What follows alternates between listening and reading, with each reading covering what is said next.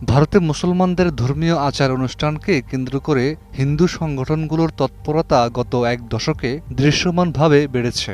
Traffic ব্যবস্থা, নিরাপত্তা ও জনশৃঙ্খলার অনেক রাজ্যে নিয়মিত ঘটনায় পরিণত হয়েছে। ভারতের ক্ষমতাসীন দল বিজেপির অনেক নেতা ও হিন্দুত্ববাদী সংগঠন খোলা জায়গা, পার্ক কিংবা সড়কে মুসলমানদের নামাজ আদায়ের বিরোধিতাপূর্ণ এই সড়কের পাশেই রয়েছে বিভিন্ন ফুটবল ক্লাবের অফিস, পূর্ব ভারতের সেনা সদর দপ্তর এবং রাজভবন, হাইকোর্ট ও বিধানসভার মতো গুরুত্বপূর্ণ স্থাপনার সংযোগ পথ। দীর্ঘ এক শতাব্দীরও বেশি সময় ধরে এই রেড রোডে ঈদের জামাত অনুষ্ঠিত হয়ে আসছিল। কলকাতার খেলাফত কমিটির আয়োজিত এই জামাতকে ভারতের অন্যতম বৃহৎ ঈদ সমাবেশ হিসাবেও বিবেচনা করা হয়। প্রতি বছর কলকাতার পাশাপাশি আশপাশের জেলা, ভারতের বিভিন্ন অঞ্চল এবং বাংলাদেশ থেকে যাওয়া পর্যটকরাও এই ঈদ জামাতে অংশ নিতেন। কিন্তু এবারে সেই ঐতিহ্য ছেদ পড়েছে। রেড রোডে আর ঈদের নামাজ অনুষ্ঠিত হচ্ছে না। এর পরিবর্তে প্রায় 500 মিটার দূরের ব্রিগেড প্যারেড গ্রাউন্ডে ঈদের জামাত আয়োজন করা হয়েছে। এই সিদ্ধান্ত নিয়ে মিশ্র প্রতিক্রিয়া দেখা দিয়েছে। কেউ কেউ নিরাপত্তার স্বার্থে এই সিদ্ধান্তকে সমর্থন করলেও অনেক মুসলমান এটিকে ধর্মীয় স্বাধীনতার উপর দেখা যাচ্ছে উত্তর প্রদেশ সহ ভারতের আরও কয়েকটি রাজ্যে। মিরাট, লখনৌ সহ বিভিন্ন শহরের মুসলমানরা ঈদের নামাজ ঘিরে উদ্বেগ ও আতঙ্কের মধ্যে রয়েছেন। তাদের আশঙ্কা, প্রকাশ্যে ধর্মীয় কার্যক্রম পালন করলেই হয়রানি বা প্রশাসনিক বাধার মুখে পড়তে হতে পারে।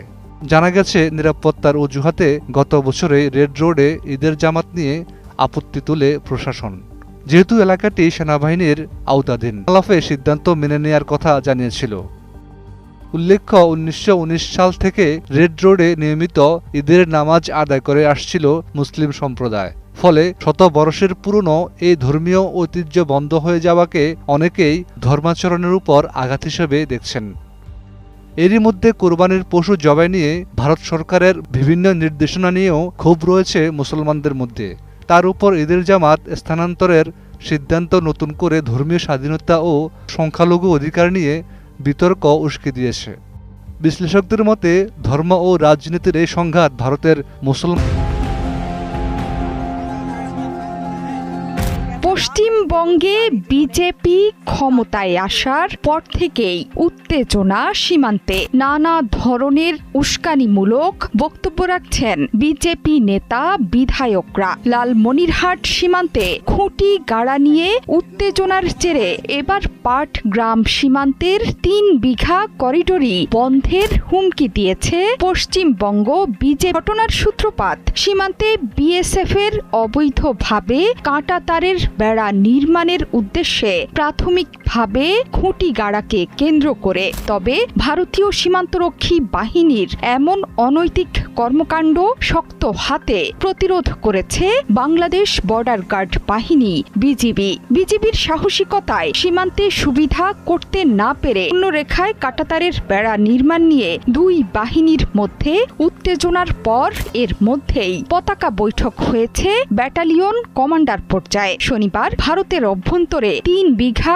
করিডোর সড়কের পাশে বিএসএফ এর সভাকক্ষে 1 ঘণ্টারও বেশি সময় ধরে অনুষ্ঠিত হয় পতাকা বৈঠক। সেই বৈঠকে সীমান্তে উদ্ভূত পরিস্থিতি নিয়ে 2 পক্ষের মধ্যেই আলোচনা তীব্র বাদানুবাদ হয়। কিন্তু এরপরই পশ্চিমবঙ্গের মেখলিগঞ্জ বিতর্ক। উত্তেজনার খবর পেয়ে 3 বিঘা করিডোর পরিদর্শনে যান দধিরাম। সেখানে বিএসএফ এর ঊর্ধ্বতন কর্মকর্তাদের সাথে কথা বলেন। এরপরই ভারতীয় সাংবাদিক আইন বা বাংলাদেশের আপত্তি যাই থাকুক না কেন, কাঁটা তারের বেড়া নির্মাণের কাজ বন্ধ করবে না ভারত সরকার।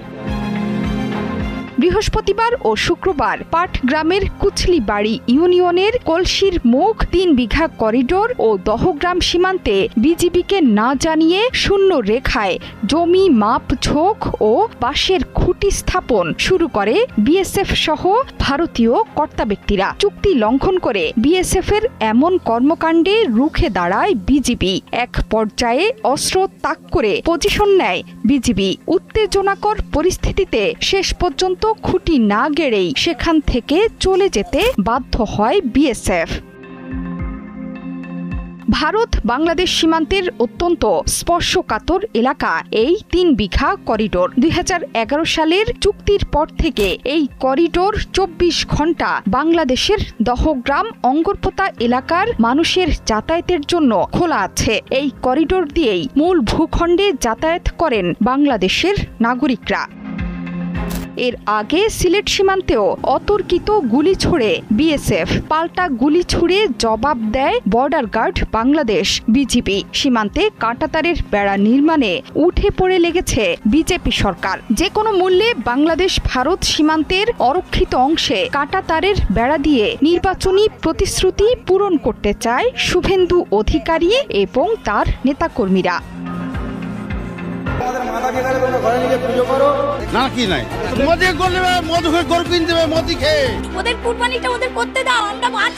পশ্চিমবঙ্গ এমন এক নজিরবিহীন অবিশ্বাস্য ঘটনার সাক্ষী হচ্ছে, যা যে বাংলায় এতদিন ধরে 1 লক্ষ গো রক্ষার নামে হুঙ্কার দিয়েছে, সেই পশ্চিমবঙ্গেই পাশা আজ উল্টে গেছে সম্পূর্ণ।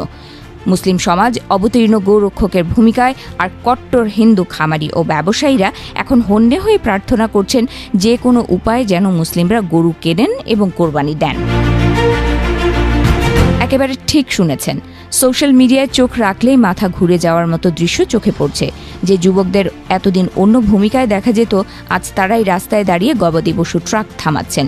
তবে মারমুখী হয়ে না, অত্যন্ত শান্ত আর তীক্ষ্ণ গলায় হিন্দু বিক্রেতাদের জেরা করছেন কেন নিজের মাকে এভাবে বেঁধে নিয়ে যাচ্ছেন তারা। বিক্রি করে আপনারা টাকা কামাবেন আর আইনি গ্যারাকলে ফেঁসে আমরা জেলে যাব, তা হবে না। মাকে বাড়ি ফিরিয়ে নিয়ে গিয়ে সেবা করুন, ভাবা যায়? খোদ মুসলিম ইনফ্লুয়েন্সাররা এবার ঈদুল আজহায় প্রকাশ্যে আবেদন জানাচ্ছেন, খবরদার কেউ এবার কোরবানি দিতে গরু কিনবেন না। কিন্তু কেন এই অদ্ভুত পরিস্থিতি? এর নেপথ্যে রয়েছে মুখ্যমন্ত্রী শুভেন্দু অধিকারীর নেতৃত্বাধীন নবগঠিত বিজেপি সরকারের একটি অতি সাম্প্রতিক ঐতিহাসিক প্রজ্ঞাপন। গত 13 মে রাজ্য সরকার হঠাৎ করে কার্যকর করেছে 1950 সালের একটি ঘুমন্ত আইন, পশ্চিমবঙ্গ গবাদি পশু জবাই নিয়ন্ত্রণ আইন। আইন বলছে 14 বছরের কম বয়সী কোনো সুস্থ গরু জবাই করা যাবে না, কোনো প্রকাশ্য স্থানে কোরবানি দেওয়া যাবে না এবং নিয়ম ভাঙলে সোজা 6 মাসের জেল। আর এই আইন কার্যকরের অতি উৎসাহে হিঙ্গলগঞ্জের বিজেপি বিধায়ক রেখা পাত্র যখন প্রকাশ্য রাস্তায় গরুর জন্ম সনদ বা বার্থ সার্টিফিকেট চেয়ে বসলেন, ঠিক তখনই শুরু হলো আসল নাটক। আইনের এই কড়াকড়ির জবাবে মুসলিম সমাজ অস্ত্র হিসেবে বেছে নিল এক নীরব এবং মারাত্মক বয়কটকে। আর তার জেরেই এখন খাঁ খাঁ করছে বাংলার ঐতিহ্যবাহী সব পশুর হাট। শুনুক পাহাড়ি, মায়াপুর, বীরশিবপুর কিংবা বাগজোলার মতো যে হাটগুলোতে ঈদের আগে কোটি কোটি টাকা লেনদেন হতো, রাতভর ক্রেতা বিক্রেতাদের হাঁক ডাকে মুখরিত থাকত আকাশ বাতাস, সেখানে আজ শ্মশানের নিস্তব্ধতা। যে হাটে শয়ে শয়ে পশু আসত, সেখানে আজ গোটা হাটে হয়তো মাত্র 2টি গরু দাঁড়িয়ে আছে। মুসলিম ক্রেতারা হাটমুখীই হচ্ছেন না, আর হাটের এক কোণে শুকনো মুখে দাঁড়িয়ে কাঁদছেন কয়েক প্রজন্ম ধরে দুগ্ধ ব্যবসায়ের সঙ্গে যুক্ত থাকা হিন্দু খামারিরা। বাস্তব চিত্র কতটা ভয়াবহ তা খামারিদের কথা শুনলে স্পষ্ট বোঝা যায়। বড় খামারিদের কোটি কোটি টাকার ব্যাংক ঋণ রয়েছে। খামারিরা বলছেন, একটি গরু 7-8 বছর পর দুধ দেওয়া বন্ধ করে দিলে তাকে 14 বছর পর্যন্ত বাঁচিয়ে রাখতে একটি গরুর পেছনে 7.5 লাখ টাকা খরচ হবে। অনুৎপাদনশীল পশুকে খাইয়ে খামারিরা নিজেরা কি খাবেন? অবস্থা এমন জায়গায় পৌঁছেছে যে এই বিপুল লোকসান আর ঋণের বোঝা টানতে না পেরে খামারিরা এখন আত্মহত্যার আশঙ্কা করছেন। তাদের একটাই আর্তনাদ, এই গরু যদি এখন বিক্রি না হয় তবে তাদের পুরো পরিবারকে না খেয়ে মরতে হবে। এদিকে এই সংকট নিয়ে রাজ্য রাজনীতিতে শুরু হয়েছে তীব্র বিতর্ক। একদিকে বিজেপি নেতা অবনী মণ্ডল স্বীকার করছেন যে খামারিদের মধ্যে তীব্র অস্থিরতা তৈরি হয়েছে এবং দ্রুত কিছু একটা ভাবা দরকার। অন্যদিকে আইএসএফ বিধায়ক নওশাদ সিদ্দিকী এবং সিপিআইএম বিধায়ক মুস্তাফিজুর রহমান রানা মুখ্যমন্ত্রীকে চিঠি লিখে ধর্মীয় ছাড়ের আবেদন জানিয়েছেন। কিন্তু চমকপ্রদ বিষয় হলো, খোদ মুসলিম নেটিজেনরাই এখন নওশাদ সিদ্দিকের এই মধ্যস্থতা সমালোচনা করে বলছেন, চিঠি দেওয়ার দরকার নেই, এটা চলতে দিন, আমরা আর গরু খাবো না, এবার ওদের বুঝতে দিন গ্রামীণ অর্থনীতি কিভাবে চলে। আইনি লড়াইও কিন্তু থেমে নেই। কলকাতা হাইকোর্টে ইতোমধ্যেই এই আইনকে চ্যালেঞ্জ করে 5টি জনস্বার্থ মামলা দায়ের করা হয়েছে। CPI ML liberation Malay Tiwari এবং খামারিদের পক্ষে আইনজীবী শামীম আহমেদ আদালতে সাফ জানিয়েছেন, পর্যাপ্ত পশু চিকিৎসা পরিকাঠামো বা কসাইখানার সুবিধা ছাড়াই সরকার একটি সেকেলে আইনকে রাজনৈতিক অস্ত্র হিসেবে ব্যবহার করছে। এর ফলে শুধু মাংস ব্যবসায়ী নয়, পশু খাদ্য সরবরাহকারী, চামড়া শিল্প, পরিবহন শ্রমিক থেকে শুরু করে গ্রামীণ অর্থনীতির প্রতিটি স্তরে কোটি কোটি মানুষের রুটি রুজিতে টান পড়েছে। ডিজিটাল দুনিয়াতেও এই গরু সংকট নিয়ে তোলপাড় চলছে। মাত্র একদিনে ইউটিউব এবং ফেসবুকে এই সংক্রান্ত প্রতিবেদন প্রায় 40 লাখ মানুষ দেখেছেন। বিশ্লেষকেরা সতর্ক করছেন, রাজ্যের মোট জনসংখ্যার প্রায় 27% মুসলিম। যদি সত্যি গরুর মাংস খাওয়া বন্ধ বা কমিয়ে দেয়, তবে বিকল্প হিসেবে মুরগি, খাসি এবং মাছের দাম মধ্যবিত্তের নাগালের বাইরে চলে যাবে। ফলে শুভেন্দু সরকারের এই চাল শেষ পর্যন্ত বুমেরাং হয়ে গ্রামীণ অর্থনীতিকে পুরোপুরি দেউলিয়া করে দেয় কিনা, সেটাই এখন দেখার।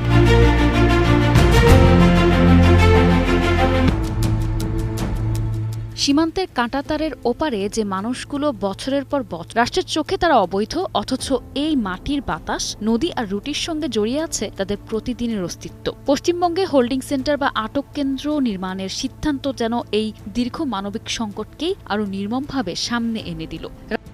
বিজেপি নেতা শুভেন্দু অধিকারী পশ্চিমবঙ্গের মুখ্যমন্ত্রী হওয়ার পর তার প্রথম সংবাদ সম্মেলনে ভারতের স্বরাষ্ট্র মন্ত্রণালয়ের এই নির্দেশিকার উল্লেখ করেছিলেন। তিনগাদের নির্বাসনের ক্ষেত্রে যে পদ্ধতি অনুসরণ করা হবে সেই সম্পর্কিত উপরোক্ত চিঠিটি এই সার্কুলারের সঙ্গে সংযুক্ত করা হলো।